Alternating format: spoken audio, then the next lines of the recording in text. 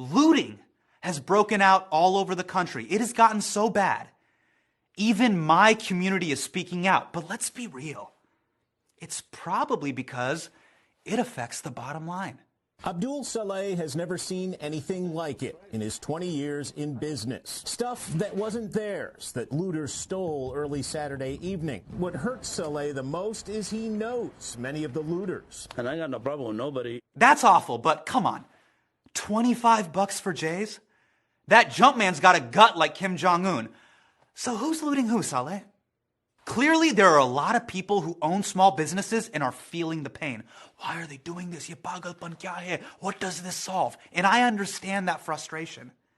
Especially when you think about the countries that we come from. India, Pakistan, Bangladesh, Sri Lanka, Egypt, Libya, Palestine, Iraq, Iran, Syria, Vietnam, Cambodia, China, Japan, Laos, the Philippines. Depending on when you immigrated, I know this, you came to this country for order and stability. We don't want it to be as fucked up as back home.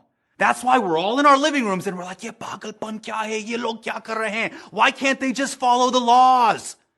But imagine if you lived in a country where the color of your skin got you killed for driving, jogging, sleeping, yelling, parking, babysitting, sitting in a van, selling CDs, selling cigarettes, opening the door, walking at night, wearing a hoodie at night, holding a toy gun, lying on the ground, being homeless, being in a dark stairwell, holding a cell phone, having a broken taillight, exercising horses, having a bottle of pills, shopping at Walmart, holding a BB gun at Walmart, holding a phone in your own backyard, eating ice cream in your own house, and shopping. You would say that is a lawless country. Who the fuck is running the show? Al-Shabaab, by the way, hands down, funniest sounding terrorist organization. Sounds like you're about to order falafel, not carry AKs in the back of a Toyota. So hold on, why are we shocked that people are asking for revolutionary change? Dude, we support revolutions overseas. The Intifada, Hong Kong, Arab Spring, Myanmar, CAA, NRC protests, Tiananmen Square, fucking throwing stones at tanks, that is our shit. And we can't empathize with the protesters? We can't seem to fathom the same knee of oppression that kills in Gaza could be the same knee of oppression that killed George Floyd? Look, I can't speak to what it's like to be black, but I know how we talk about black people. And it is fucked up because it is a microcosm of America. Asians, we love seeing black excellence. Barack, Michelle, Jay, Beyonce, give me the Travis Scott fours. We spent the last 5 weeks praying at the altar of Michael Jordan. How could we be afraid? We love black America. Yeah, on screen and our living rooms. But if a black man walks into your living room or wants to date, God forbid, marry your daughter, you call the cops. Dude, do you know what we call black people? We call them kala. It means black, not in a good way. If someone in your family is dark-skinned, we clown them. We call them kallu. Look at kallu.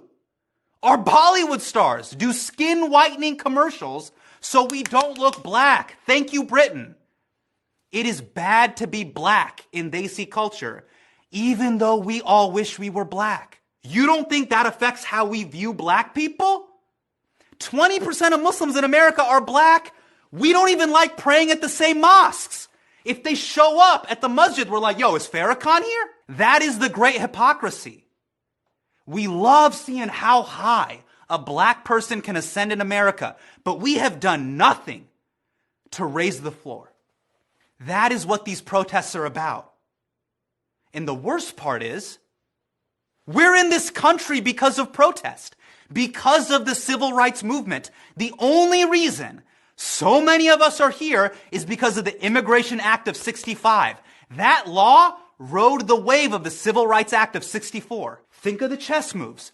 Martin gets Lyndon B. Johnson to sign that sheet of paper, and little do we know, MLK CC'd us on that email of progress. Because of that one signature, me and Abu were able to move to Edison, Fremont, Plano, Naperville, Irvine, Marietta, Dearborn, Twin Cities, Schaumburg, Sugar Land, Long Beach, Dallas, Sunnyvale, Cupertino. You know, the factories that make us. Also that you could eat fucking Bandhu Khan instead of being in Karachi. But hey, it's not our fight, right? This is a black-white issue. America's story didn't start when we got here. When you became an American citizen, You don't just get to own the country's excellence. You have to own its failures. That is the deal. That's why I can't get this photo out of my head. Because it's cropped wrong. Zoom out. Who's in this photo? The officer who's blocking people off, he's Hmong American. He's my age. He's 34. The guy who owns the store, did you know this? He's Arab American. His clerk called the cops on Floyd. That is America. A black man was murdered in cold blood and we were on the fucking sidelines watching.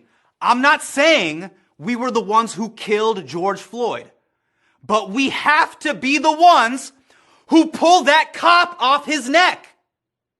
We think we're not a part of the story, but we're at the scene of the crime. That's why the full picture matters. This doesn't happen in a vacuum. It happens in a system. Fine, Hassan, what do you want us to do? How do you want us to support Black America? I did the little Black Instagram square. I had the tough conversation with my family. Fuck that. This fake woke shit we do on IG dies in a week. We can't just knock out racism. We have to help win this thing on the cards.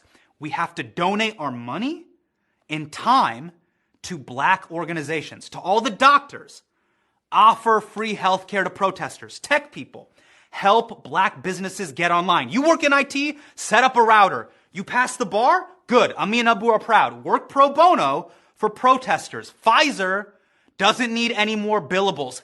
Everything helps. Be like Rahul. He let protesters hide from police in his home. You don't even need a degree to do this. You just need a Sharpie. Because we have got to get our civics, law school nerd shit on right now. Two things, legislating and voting. That changes history and it scales. These are a few things we all got to get behind. And this applies to everyone. Number one, end qualified immunity. It protects cops from lawsuits and holds them to a different set of standards than the rest of us. There's a bill in Congress right now. Make sure it gets traction. Harass your member of Congress. Call the landline. If you can make bots for a Jordan drop, make bots that will call your member of Congress. Next, demilitarize the police. We saw this 2 months ago. Doctors are waddling around in garbage bags, but now our cops are LARPing like Master Chief in Halo? No. 3, this is very important. Vote out corrupt local officials because this buddy-buddy bullshit between prosecutors, DAs, and the cops is the reason that police officers never serve time. You have to Google when the election is, vote locally, and get new officials into the system. That's on all of us. Number 4, this isn't for everyone. This is for Keith Ellison. Keith, I know you are watching. You are the Attorney General in Minnesota, and you have this case now. Come on, man. How many Muslim fundraisers have you and I gone to where we pray for the community? We gotta make dua. We cannot just make dua. You need to charge and prosecute all 4 officers as hard as you possibly can. They have got to go to prison. We can't let this moment slip away. Millions of people around the world have taken to the street to afford us this moment. Set the precedent so the next time a cop has his knee on a black man's neck, he will see it for what it is. Murder.